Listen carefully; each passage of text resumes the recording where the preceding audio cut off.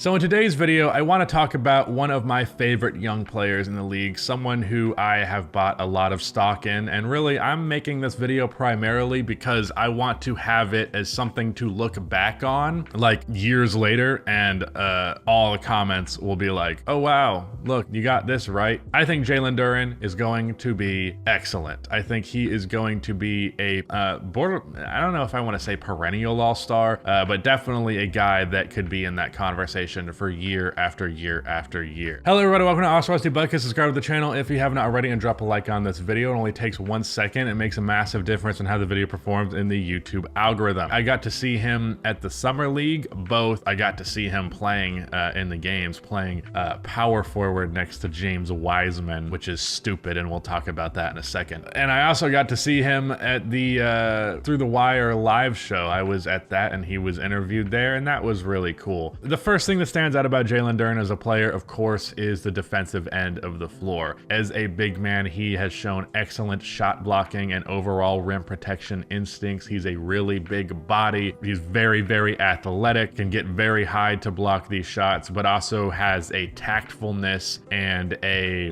kind of conservative way of playing it, where he's not getting in foul trouble because he's trying to block every shot that has ever gone up, you know, like the Jaren Jacksons of the world. So for starters, excellent rim protector. That's the first thing that stands out. Next, on top of being a great athlete in terms of his leaping ability, he's also really quick and really agile. And I have seen him go on the perimeter and defend guards and hold his own. Now, I'm not trying to suggest he's like a 1 through 5 guy, because I think he's still very much a big man. And no matter how good or versatile you can be on the perimeter, there's a certain degree of, like, you know, he's not going to guard Steph on the perimeter is what I'm getting at. Not that really anybody is, but you get my point. But defensively, honestly, he's kind of already the whole package, and I think within 2 years, he could be an all-defense guy. Especially, I believe the position stuff with the voting, like, that changes, and like now he could technically be slotted as like a forward. I'm not actually 100% sure how it works, but all defensive caliber player for sure. Dare I say, a couple of years down the line, I wouldn't be surprised if he was a defensive player of the year candidate, and hell, even a winner of the award. Then we get to the offense, where things are a lot more raw for sure. He is not as polished there and not as excellent as he is defensively, but he has shown real signs of being a lot more than you might perceive him to be. Now, the first things first, as a big man, the number one thing you need to be capable of on the offensive end is being a strong finisher. And that is absolutely the case for Jalen Duren. Right now, I would say, looking at his overall offense off of his rookie year, you would see that guy and go, that's kind of like a DeAndre Jordan on offense, with a little bit more touch around the rim, a little bit more post ability, but ultimately like a lob target, a guy who can finish dump off passes, things of that nature, offensive rebounds. He's shown an ability in the Summer League that is intriguing, and he's also flashed this a little bit in actual games, to be clear, but putting the ball on the floor and shooting is an area where he has shown like interesting signs. Having that speed that was previously mentioned, it makes him like actually particularly devastating dribbling the ball as a big man if his handle is indeed tight enough. But on top of that, because he's just so big and such an explosive athlete, like if he's just dribbling and charging to the basket, that's a daunting task to actually stop that guy. And then he's shown signs with mid-range jumpers, and I think he's even tried a couple of three-pointers, and his form looks good to me. His form looks really good to me, and I think it's something that could be expanded upon. Last year, he took about 5% of his shots from 10 to 16 feet, which is obviously a very low volume, but he did shoot 47%, which is very, very good, well above league average. So he's obviously had a hesitancy to shoot. I do think that is in part due to the circumstances around him, but he hits the shots when he does take them. So there is signs there that are interesting. And then he also, if I recall correctly, is a pretty decent free throw. 61% is not good. Never mind. Forget I said that. But I think he has potential to be solid enough and at least an interesting threat as an outside shooter. He, again, has that ability to put the ball on the floor, as I mentioned, and is just such a ridiculous athlete.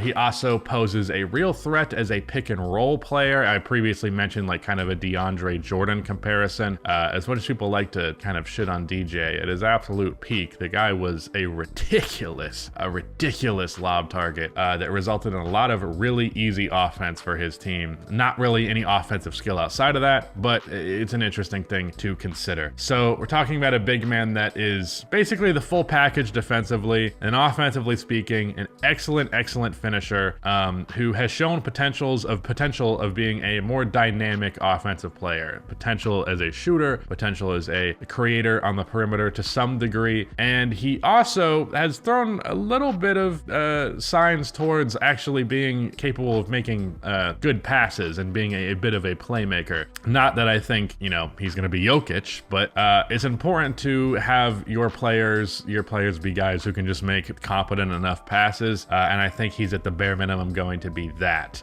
Also worthy of mention, of course, with a big man, he is an excellent rebounder. In 25 minutes of action this year, he averaged 9 rebounds per game. If you take that over to a per 36 stat, that gets you at 13 rebounds per game.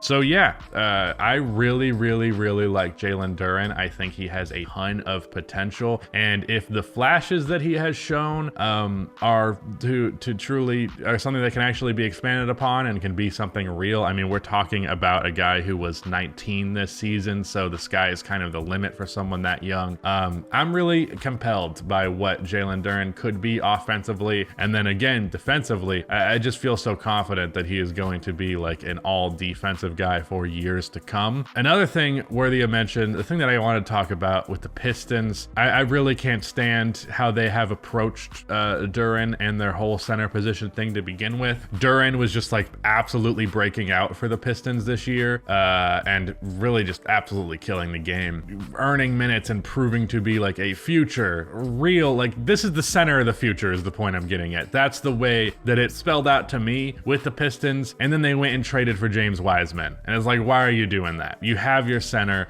Why are you trading for this guy who hasn't shown any ability to be an NBA level player to this point? I find it really dumb, and I kind of find it insulting. I do understand that Pistons front office was kind of enamored by Wiseman and had wanted him for a while, but after you have this excellent option, this excellent player in Duren and a clear like your center of the future, I don't know why you would then invest in another guy who is gonna play center.